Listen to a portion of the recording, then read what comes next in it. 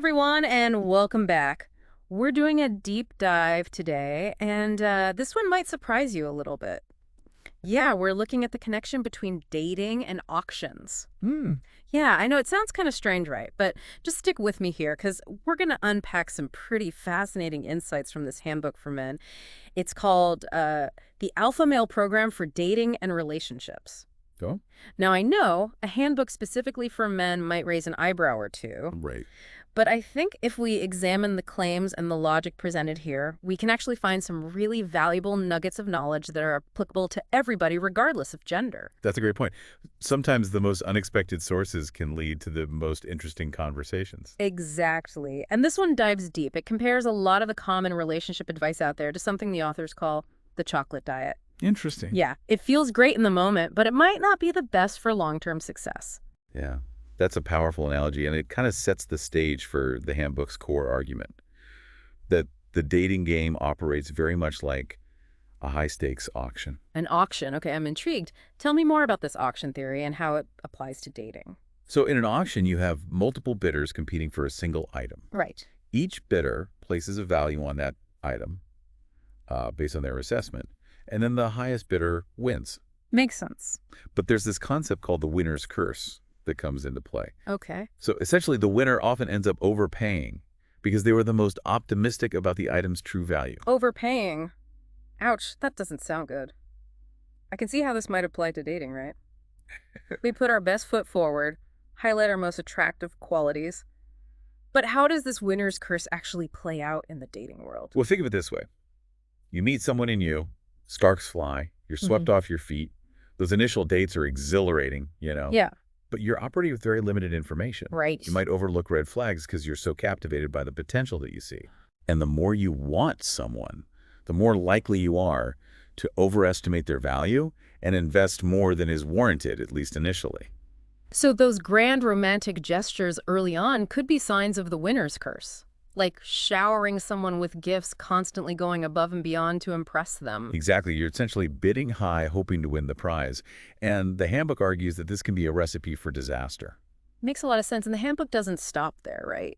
It goes on to outline specific tactics for winning this dating auction. Yes, it lays out 7 strategies for selling yourself in the dating marketplace. And some of them are pretty thought-provoking, to say the least. Okay, let's dive into some of these strategies. What stood out to you as particularly interesting or maybe even a little controversial? Well, one tactic that caught my eye is exaggerating desirable qualities. Hmm, I mean, we all want to present our best selves. right. But the handbook takes it a step further. Think about those carefully curated dating profiles, highlighting hobbies and interests, maybe even stretching the truth a little bit. That's a good point. I mean, who hasn't embellished a detail or two on their dating profiles? That really so bad. Well, the handbook argues that it's all about creating that initial spark, attracting attention in a crowded marketplace. Right. It's like marketing, packaging yourself as the most desirable product. Exactly. And another tactic that aligns with this idea is downplaying legally enforceable promises. Okay. Sounds a bit cynical, but the handbook suggests being wary of grand declarations early on. Things like, I'll never hurt you or I'll always be there for you. Yes, words are easy to say. Actions speak louder. The handbook even compares it to the fine print in a contract. Interesting. It urges readers to pay attention to the actions, not just the words. That's actually pretty good advice, even outside of dating. Always read the fine print. Absolutely. And Yeah. speaking of classic dating advice, the handbook also delves into the age-old tactic of playing hard to get. Oh, playing hard to get. Does that really work? I've always wondered. The handbook argues that it does by creating a sense of scarcity. Hmm. If you're readily available, your perceived value decreases. Uh-huh. But if you're seen as a rare commodity, well, then your desirability goes up. It's all about supply and demand.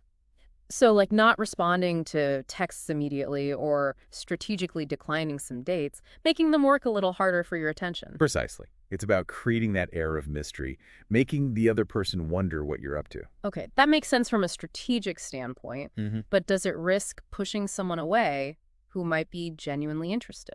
That's a valid question, and it's something to consider when employing this tactic. The key, I think, is to find that balance between appearing interested and maintaining a sense of independence. Like walking a tightrope. Now, you mentioned that some of these tactics are a little controversial. What else did the handbook suggest that raised a red flag for you? One tactic that stood out, and this one's a little subtle, is creating a bed of obligation. Mm-hmm. The handbook suggests accepting gifts or favors early on in a relationship to create a sense of indebtedness in the other person. A debt of obligation. You mean like letting them pay for dinner even if you're not sure about the relationship yet? Exactly.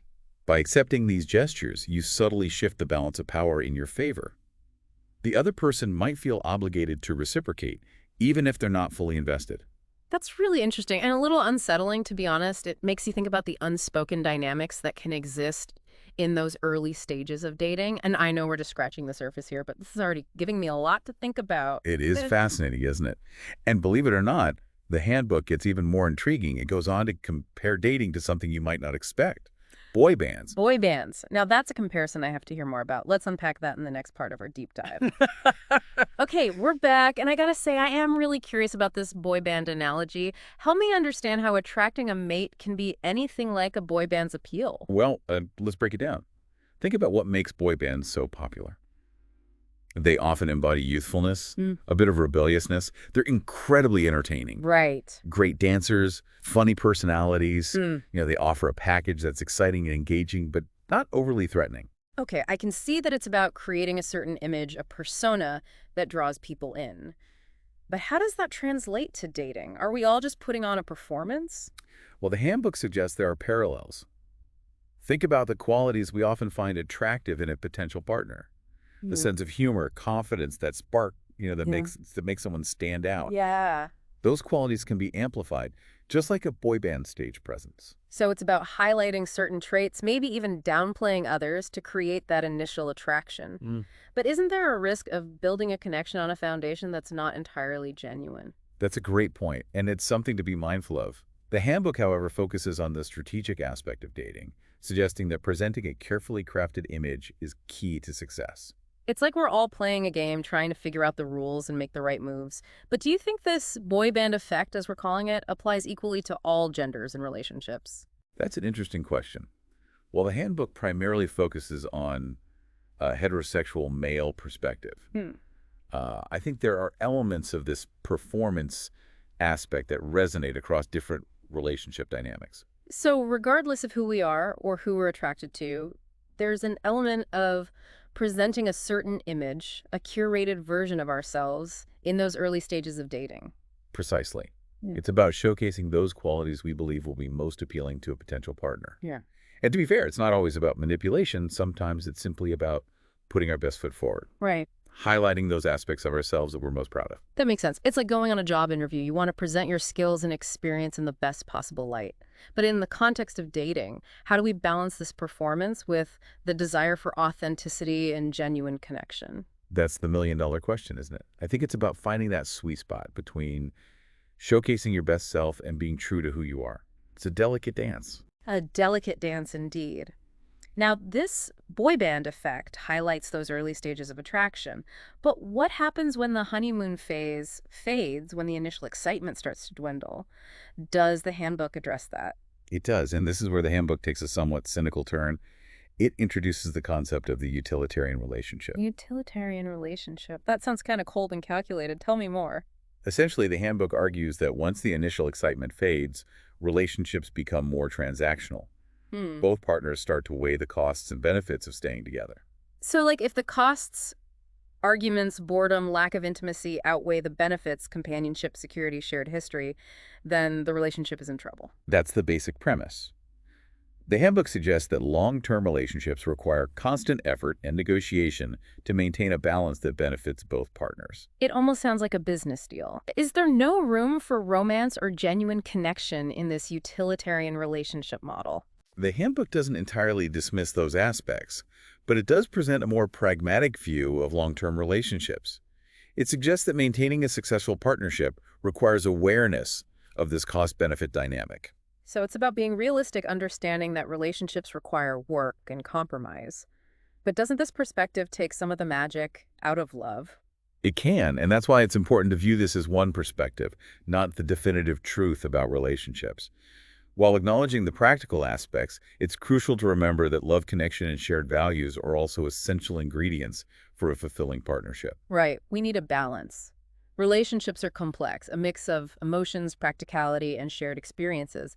Speaking of shared experiences, the handbook actually likens marriage to a job with diminishing returns. The Mhm. longer you're in it, the less satisfaction you get out of it. Yes, that's another example of the handbook's somewhat cynical view of long-term commitment. It's definitely a thought-provoking perspective, even if it's not entirely uplifting.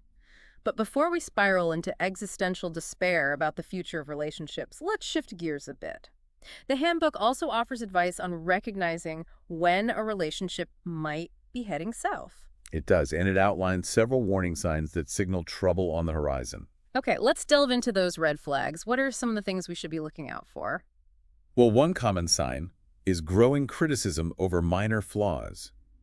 Those little quirks that you found endearing in the early days might start to grate on your nerves. Oh, I've seen that happen. Suddenly leaving the toilet seat up becomes a major relationship offense. What else should we be wary of? Increased arguments, especially over seemingly trivial matters, can be another red flag. The handbook suggests this could signal that underlying resentments are building up. It's like the small stuff becomes a proxy for bigger issues that aren't being addressed. Exactly. And another major warning sign is a loss of intimacy, both physical and emotional. So if those deep conversations are dwindling and you're feeling less connected, that could be a sign that something's amiss. It's interesting these warning signs seem to tie back to that utilitarian relationship idea. They do. If one partner senses a declining return on investment, they might be more likely to withdraw emotionally or physically. It's like the balance has shifted and one person feels like they're putting in more effort than they're getting back. Precisely. And this brings us to an important point that the handbook emphasizes. Recognizing these dynamics can empower you to make more conscious choices about your relationships. So even if we don't agree with the handbook's cynical tone, understanding these potential pitfalls can help us navigate the complexities of love and relationships with more awareness. Exactly. Knowledge is power, as they say. Well said. Now, I know we've covered a lot of ground here from boy bands to breakups. Is there anything else from the handbook that stood out to you, something our listeners should keep in mind as they navigate the dating game? One final thought that the handbook doesn't explicitly address, but that I think is worth pondering is this. If both men and women are playing the game in dating, is genuine connection even possible amidst all the strategy and manipulation? And if so, how can we create a more authentic and fulfilling dating landscape?